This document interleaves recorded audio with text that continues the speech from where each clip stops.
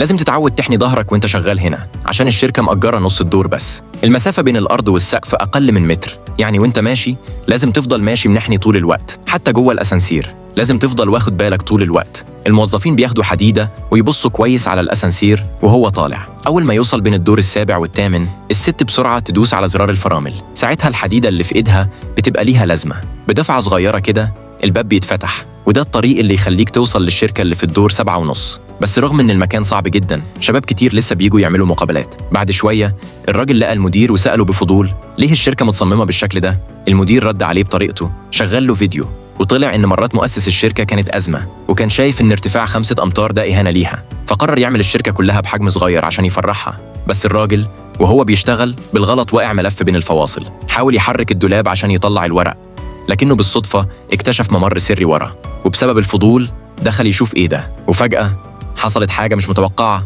هبة ريح قوية شدته جوه.